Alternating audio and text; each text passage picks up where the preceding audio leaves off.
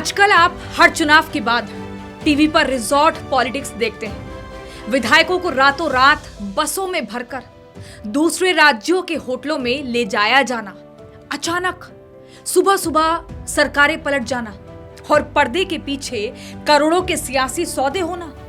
आपको लगता होगा कि ये सब आज के नए भारत की ऑपरेशन लोटस वाली राजनीति है, लेकिन आपको जानकर हैरानी होगी कि इस पूरे खेल का एक अलग वर्जन पहले भी हो चुका है, वो भी आज से 59 साल पहले लखनऊ में। आज जिसे हम दल बदल, बगावत या रिवॉल्विंग चेयर पॉलिटिक्स कहते हैं, उसकी शुरुआत करने वाले नेता कोई और नहीं बल्कि खुद चौधरी चरण सिंह थे। उत्तर प्रदेश में चुनावी माहौल है। इसी चुनावी माहौल में हम उत्तर प्रदेश के कुछ सुने अनसुने किस्से आपको सुना रहे हैं। शुरुआत जाटों के सबसे बड़े नेता चौधरी चरण सिंह के साथ। तारीख थी 1 अप्रैल 1967।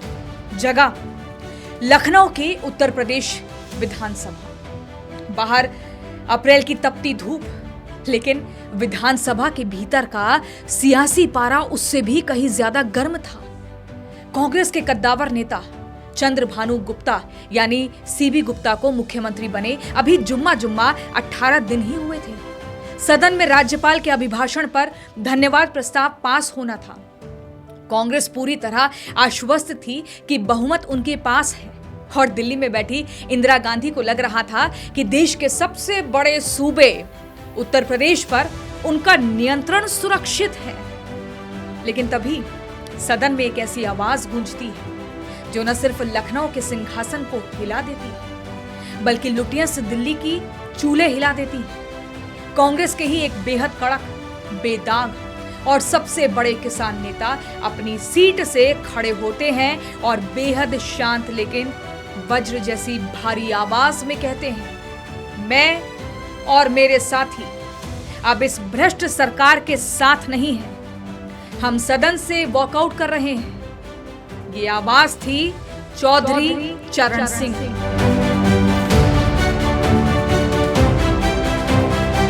रातों रात यूपी की राजनीति में वो भूचाल आता है जिसकी कल्पना खुद प्रधानमंत्री इंदिरा गांधी ने भी नहीं की थी। आजादी के बाद से कांग्रेस का वो किला जिसे वो अजय मानकर चल रहे थे कि यहां तो हम हार ही नहीं सकते, सिर्फ 18 दिनों में ताश के पत्तों की तरह ढह जाता है। कुलदीप नैयर देश के बड़े पत्रकार रहे हैं। उन्होंने अपनी किताब बियॉन्ड द लाइंस में लिखा है कि ये सिर्फ एक राज्य की सरकार गिरना नहीं था बल्कि दिल्ली दरबार के अहंकार पर सीधा अटैक था।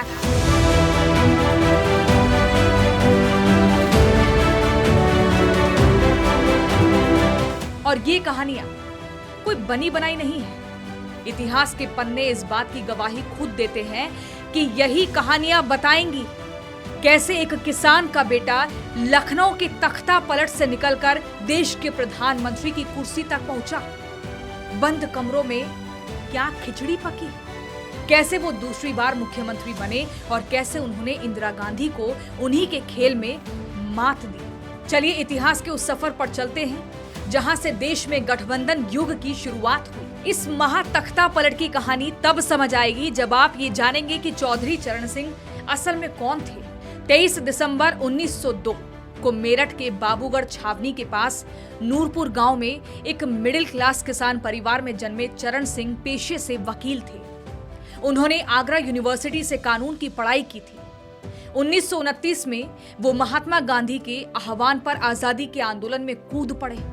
वो एक ऐसे नेता थे जो जेल भी गए, लेकिन आजादी के बाद जब सत्ता हाथ में आई तो उन्होंने महलों की राजनीति करने के बजाय खेतों का रुख किया।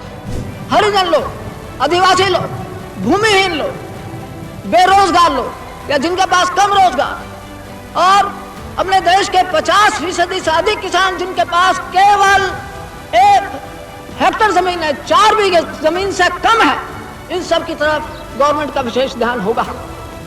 उनके भंडार पड़े हैं आप कहते होंगे, तो फिर देश के अंदर क्यों भूख? उसका कारण यह है कि उनके पास क्रिया शक्ति नहीं, उनके पास परचेजिंग पावर नहीं। उसके लिए खेती की पैदावार बढ़ाने की तरफ विशेष ध्यान देने की आवश्यकता है। मैं और मेरे साथी इस नतीजे पर पहुंचे और हमारे देशवासी इस नतीजे पर पहुंचे कि यह बम जो it is aimed at us Hindustan के लिए बनाया जा रहा है। तो मैं समझता हूं will not be far from truth. सच्चाई से बहुत दूर हमारा नतीजा नहीं होगा।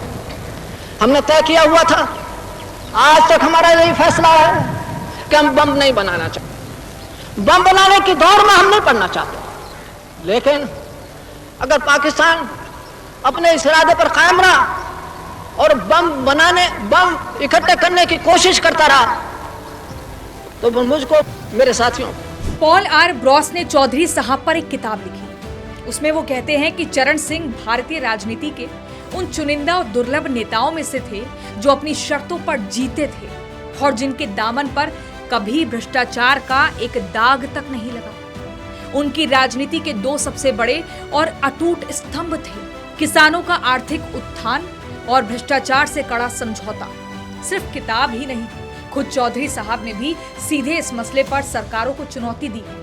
वो तो खुद नेहरू की नीतियों की आलोचना कर चुके थे। चौधरी साहब का मानना था कि नेहरू का सोशलिस्ट इंडस्ट्रियल मॉडल भारत जैसे कृषि प्रधान देश के लिए एक बड़ी भूल थी। नेहरू चाहते थे कि बड़े बड़े उद्योग लगे, जबकि चरण सिंह का तर्क था कि जब तक भारत के गांव और किसान समृद्ध नहीं होंगे तब तक देश आत्मनिर्भर नहीं हो सकता। इसका एक मजेदार एग्जाम्पल ये भी है कि जब वो उत्तर प्रदेश के राजस्व मंत्री बने तो उन्होंने वो कर दिखाया जिसने उत्तर प्रदेश के सामाजिक ढांचे को हमेशा के लिए बदल दिया। उन्होंने जमींदारी उन्मूलन अधिनियम यानी जमींदारी एबॉलिशन एक्ट पास करवाया। इसे कानून ने सदियों से शोषित चले आ रहे लाखों गरीब, पिछड़े और छोटे किसानों को उनकी जमीन का असली मालिक बना दिया। इसके बाद उन्होंने एक ऐसा क्रांतिकारी कदम उठाया जिससे कांग्रेस के बड़े जमींदार नेता उनके खिलाफ हो गए। उन्होंने पटवारी प्रथा को पूरी तरह खत्म करके लेखपाल पद की शुरुआत की। उस दौर में पटवारी किसानों की जमीनों की रिकॉर्ड में हेरफेर करके उनका भयंकर शोषण करते थे। चरण सिंह ने एक झटके में भ्रष्टाचार के इस सबसे बड़े गढ़ को ध्वस्त कर दिया। इस फैसले ने उन्हें पश्चिमी उत्तर प्रदेश के जाटों, यादवों, गुर्जरों और तमाम पिछड़ी जातियों का निर्विवाद मसीहा बना दिया। लेकिन यही कड़क और बेबाक मिजाज कांग्रेस के भीतर बैठे बड़े पूंजीपति और ऊंची जाति के नेताओं की आंखों में चुभने लगा था। अब हम आते हैं उस कहानी पर जो आपको चौधरी चरण सिंह के उत्तर प्रदेश की राजनीति में खेले गए सबसे बड़े दांवों से रूबरू करवाएगी। 1960 के दशक में उत्तर प्रदेश कांग्रेस के भीतर दो बड़े धड़े हुआ करते थे। एक गुट था पंडित कमलापति त्रिपाठी का और दूसरा गुट था चंद्रभानु गुप्ता यानी सीबी गुप्ता का। सीबी गुप्ता को उस दौर में राजनीति का कॉर्पोरेट मैनेजर कहा जाता था। उनके पास उद्योगपतियों का समर्थन था, बड़ा फंड था और लुटियंस दिल्ली में उनका गहरा दखल था। चौधरी चरण सिंह इन दोनों गुटों से अलग केवल अपनी साख और किसान वोट बैंक के दम पर राजनीति कर रहे थे। 1967 का विधानसभा चुनाव भारतीय राजनीति का एक बहुत बड़ा टर्निंग पॉइंट था, क्योंकि नेहरू के निधन के बाद ये पहला बड़ा चुनाव था। इंदिरा गांधी देश की प्रधानमंत्री थी उस वक्त। उत्तर प्रदेश विधानसभा चुनाव के नतीजे आए तो कांग्रेस को पूर्ण बहुमत नहीं मिला, लेकिन वो 198 सीटें जीतकर सबसे बड़ी पार्टी बनी। सीबी गुप्ता जोड़ तोड़ करके मुख्यमंत्री बनने की रेस में सबसे आगे आ गए, लेकिन वो जानते थे कि अगर उत्तर प्रदेश में सरकार चलानी है तो चौधरी चरण सिंह के बिना पत्ता भी नहीं हिल सकता है। पॉल आर ब्रॉस की किताब एन इंडियन पॉलिटिकल लाइफ की पन्नों में एक बड़े मजेदार वाक्य का जिक्र है। सीबी गुप्ता ने चौधरी साहब को अपनी कैबिनेट में शामिल होने का न्योता दिया। चौधरी साहब इस शर्त पर माने कि उन्हें गृह मंत्रालय दिया जाए ताकि वो राज्य की कानून व्यवस्था को दुरुस्त कर सके और भ्रष्टाचार पर लगाम लगा सके। लेकिन सीबी गुप्ता और दिल्ली दरबार जानते थे कि अगर गृह मंत्रालय चरण सिंह जैसे कड़क और स्वाभिमानी नेता के पास गया तो वो सरकार के भीतर एक समानांतर सत्ता केंद्र बन जाएंगे और बड़े बड़े नेताओं के भ्रष्टाचार की फाइलें खुल जाएंगी। गुप्ता जी ने साफ मना कर दिया। यहीं से वो चिंगारी सुलगना शुरू हुई। चौधरी साहब को साफ समझ आ गया कि कांग्रेस के भीतर किसानों और पिछड़ों के नेताओं को सिर्फ इस्तेमाल किया जाता है, उन्हें असली ताकत नहीं दी जाती। बंद कमरों में गुप्त बैठकें शुरू हुई उस वक्त विपक्ष के चाणक्य कहे जाने वाले नानाजी देशमुख और सोशलिस्ट पार्टी के प्रखर नेता डॉक्टर राम मनोहर लोहिया की नजरें इस पूरी बगावत पर टिकी थी। उन्होंने चौधरी साहब की नाराजगी को भांप लिया और पर्दे के पीछे से एक ऐसा चक्रव्यूह रचा जिसकी कल्पना कांग्रेस ने कभी नहीं की थी। आज जब मध्य प्रदेश या महाराष्ट्र में विधायक पाला बदलते हैं तो देश में दल बदल विरोधी कानून की बात होती है, लेकिन 1967 में ऐसा कोई कानून नहीं था। 1 अप्रैल 1967 के उस ऐतिहासिक दिन पर विधानसभा की कार्रवाई शुरू हो चुकी थी। विपक्ष ने सोशलिस्ट नेता जसवंत सिंह के नेतृत्व में राज्यपाल के अभिभाषण पर एक संशोधन प्रस्ताव रखा था। ये प्रस्ताव सिर्फ एक संशोधन नहीं था, बल्कि सीबी गुप्ता सरकार का असली लिटमस टेस्ट था।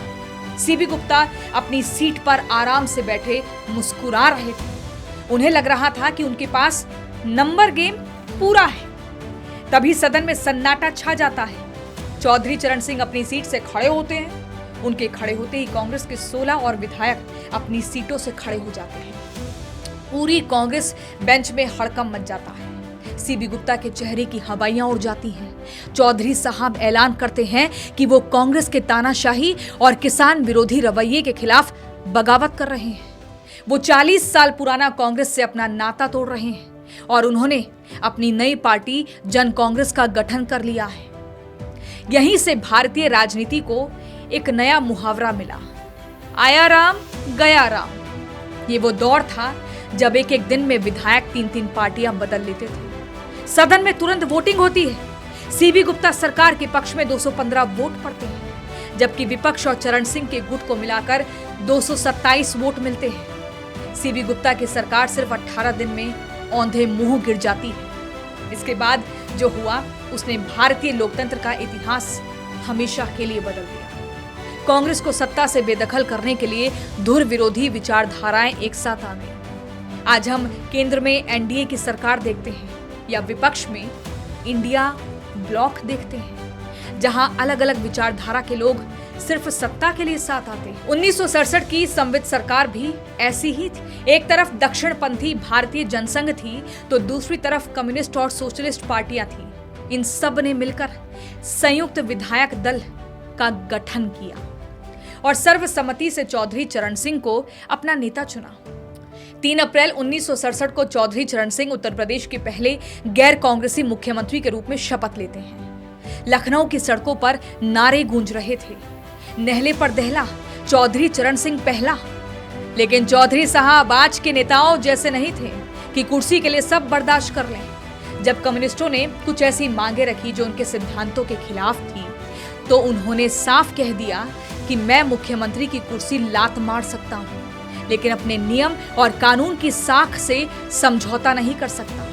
आखिरकार महज 10 महीने के भीतर 17 फरवरी 1968 को चौधरी साहब ने खुद अपना इस्तीफा राज्यपाल को सौंप दिया। अब हम कहानी के उस हिस्से में चलते हैं जिसके बारे में बहुत कम लोग जानते हैं। ये दौर था चौधरी चरण सिंह के दोबारा मुख्यमंत्री बनने का। 1968 में संवित सरकार गिरने के बाद यूपी में मध्यावधि चुनाव हुए। चौधरी साहब ने अब एक नई और बेहद मजबूत पार्टी बना ली थी जिसका नाम था भारतीय क्रांति दल यानी बीकेडी।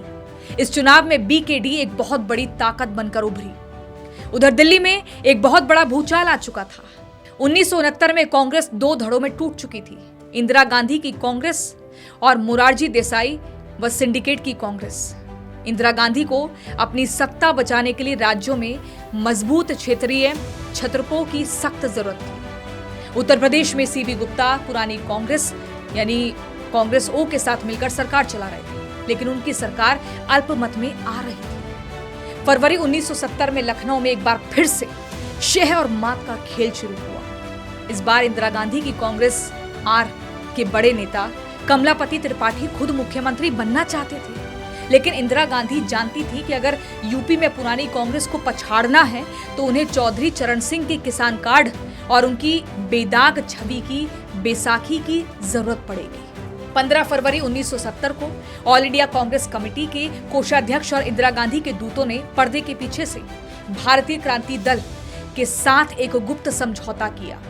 इंदिरा गांधी ने खुद हस्तक्षेप करके कमलापति त्रिपाठी का दावा वापस कराया और ऐलान किया कि कांग्रेस आर बाहर से चौधरी चरण सिंह की सरकार को बिना शर्त समर्थन देगी। इस गठबंधन के पास 425 में से 240 सीटों का प्रचंड बहुमत हो गया। बस फिर क्या, 17 फरवरी 1970 को चौधरी चरण सिंह ने 3 वर्षों के भीतर दूसरी बार उत्तर प्रदेश के मुख्यमंत्री के रूप में शपथ ली। लेकिन इस बार की मुख्यमंत्री की कुर्सी और भी ज्यादा थ्रिलर साबित होने वाली थी। चौधरी साहब का मिजाज वैसा ही कड़क था। यहाँ एक मजेदार किस्सा है।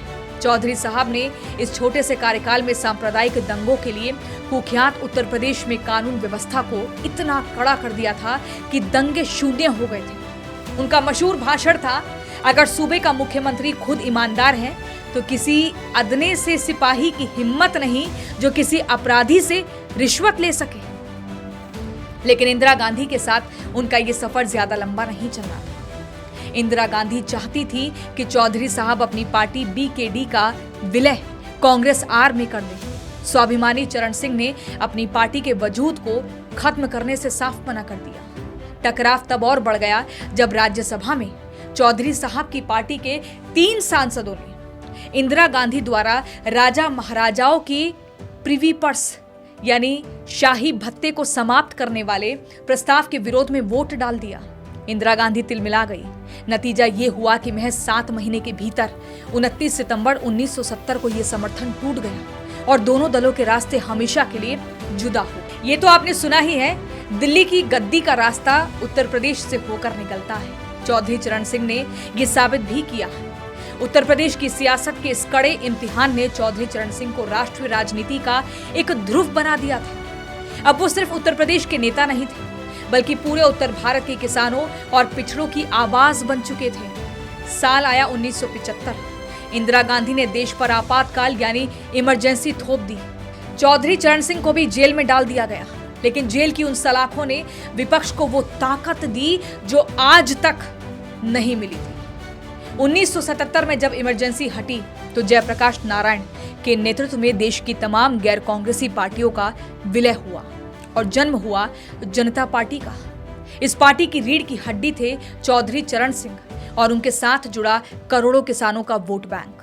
1977 के आम चुनाव में इंदिरा गांधी की करारी हार हुई और केंद्र में पहली बार एक गैर कांग्रेसी सरकार बनी। मोरारजी देसाई देश के प्रधानमंत्री बने और चौधरी चरण सिंह को देश का गृह मंत्री और उप प्रधानमंत्री बनाया गया। लेकिन जनता पार्टी के भीतर अहंकार और महत्वाकांक्षाओं का टकराव इतना ज्यादा था कि ये सरकार खुद अपने ही बोझ में ढहने लगी। जुलाई 1979 में जनता पार्टी ऐतिहासिक रूप से विभाजित हो गई। चरण सिंह ने मोरारजी सरकार से अपना समर्थन वापस ले लिया और यहाँ इतिहास ने खुद को दोहराया। जो खेल इंदिरा गांधी ने 1970 में लखनऊ में खेला था, वही खेल उन्होंने 1979 में दिल्ली में खेला। इंदिरा गांधी की कांग्रेस ने चौधरी चरण सिंह को प्रधानमंत्री बनने के लिए बाहर से समर्थन देने का ऐलान कर दिया।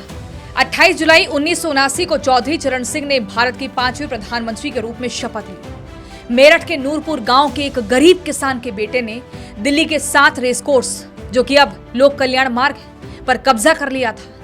15 अगस्त 1979 को उन्होंने प्रधानमंत्री के रूप में लाल किले की प्राचीर से देश को संबोधित किया। उन्होंने लाल किले से देश के नीति निर्माताओं को चेतावनी दी थी कि अगर आपने कृषि और गांवों की उपेक्षा जारी रखी तो देश कभी गरीबी और बेरोजगारी के जाल से बाहर नहीं निकल पाएगा। आज की राजनीति में हमने देखा है कि कैसे सेंटर की एजेंसियों और मुकदमों के डर से नेता झुक जाते हैं या अपनी पार्टियां बदल लेते हैं। लेकिन 1979 का दौर अलग था। इंदिरा गांधी का समर्थन एक जाल था। वो चाहती थी कि चौधरी साहब प्रधानमंत्री के रूप में उनके और उनके बेटे संजय गांधी के खिलाफ चल रहे अदालती मुकदमों जो इमरजेंसी के दौरान के थे उनको वापस ले लें। लेकिन चरण सिंह तो चरण सिंह थे। जो व्यक्ति कानून की साख के लिए उत्तर प्रदेश के मुख्यमंत्री की कुर्सी 2 बार छोड़ चुका था, वो प्रधानमंत्री की कुर्सी बचाने के लिए इंदिरा गांधी के सामने कैसे झुक सकता था। संसद में बहुमत साबित करने का दिन तय हुआ 20 अगस्त 1979। लेकिन उससे ठीक एक दिन पहले 19 अगस्त को जब चौधरी साहब को समझ आ गया कि इंदिरा गांधी अपनी शर्तों पर सौदा करना चाहती हैं, तो उन्होंने कैबिनेट की बैठक बुलाई और कहा, मैं देश के लोकतंत्र और न्यायपालिका का सौदा करके एक दिन भी प्रधानमंत्री नहीं रहना चाहता। उन्होंने संसद का सामना करने से पहले ही राष्ट्रपति को अपना इस्तीफा सौंप दिया। वो भारत के इतिहास के एकमात्र ऐसे प्रधानमंत्री बने जिन्होंने बिना संसद पर पैर रखे अपने सिद्धांतों के लिए कुर्सी का त्याग कर दिया। क्या आज के दौर में आप किसी ऐसे नेता की कल्पना कर सकते हैं? 14 जनवरी 1980 तक के वो कार्यवाहक प्रधानमंत्री रहे और उसके बाद देश में मध्यावधि चुनाव हुए। भले उनका प्रधानमंत्री का कार्यकाल बहुत छोटा रहा, लेकिन उन्होंने भारतीय राजनीति की तासीर को हमेशा के लिए बदल दिया। उन्होंने देश को ये एहसास कराया कि दिल्ली का रास्ता आलीशान कॉरपोरेट दफ्तरों से नहीं, बल्कि गांव की पगडंडियों और खेतों के खलिहानों से होकर गुजरता है। उन्होंने पिछड़ों और किसानों की राजनीति देश के मुख्य नैरेटिव का हिस्सा बनाई, जिसके दम पर आगे चलकर लालू प्रसाद यादव, मुलायम सिंह यादव और शरद यादव जैसे छत्रप पैदा हुए। 29 मई 1987 को इस महान जननेता ने दुनिया को अलविदा कह दिया। दिल्ली में यमुना किनारे बनी उनकी समाधि को आज हम किसान घाट के नाम से जानते हैं, लेकिन चौधरी चरण सिंह की आत्मा आज भी उत्तर प्रदेश की राजनीति में भटकती है। उनके पोते जयंत चौधरी को देखिए। चुनाव से ठीक पहले वो कह रहे थे, मैं कोई चवन्नी नहीं जो पलट जाऊं, लेकिन जैसे ही साल 2024 में केंद्र सरकार ने चौधरी चरण सिंह को मरणोपरांत भारत रत्न देने का ऐलान किया, जयंत चौधरी ने तुरंत पाला बदल लिया और एनडीए में शामिल हो गए। राजनीति का ये यूटर्न दिखाता है कि मरने के इतने सालों बाद भी चौधरी साहब का नाम और उनका किसान वोट बैंक पश्चिमी यूपी में सरकारें बनाने और बिगाड़ने की कितनी बड़ी ताकत रखता है।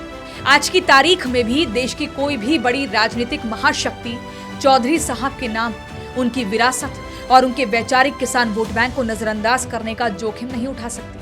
चौधरी चरण सिंह की ये महागाथा हमें सिखाती है कि सत्ता आती जाती रहती है, सरकारें बनती और बिगड़ती रहती हैं, लेकिन जो नेता सिद्धांतों की वेदी पर अपनी कुर्सियों की आहुति दे देते हैं, इतिहास के पन्नों में उनका नाम हमेशा के लिए अमर हो जाता है। आपको उत्तर प्रदेश के इस सबसे कड़क और बेबाक मुख्यमंत्री व देश के प्रधानमंत्री की इनसाइड स्टोरी कैसी लगी? क्या सिद्धांतों के लिए कुर्सी छोड़ देने का चौधरी साहब का वो फैसला सही था, या उन्हें आज के नेताओं की तरह राजनीति में थोड़ा व्यावहारिक होना चाहिए था? अपनी राय हमें कमेंट सेक्शन में जरूर लिखकर भेजिएगा। उत्तर प्रदेश के मुख्यमंत्रियों के किस्से की इस ऐतिहासिक सीरीज के अगले एपिसोड में हम बात करेंगे लखनऊ के सिंहासन पर बैठे एक और ऐसे ही कद्दावर और विवादित चेहरे की।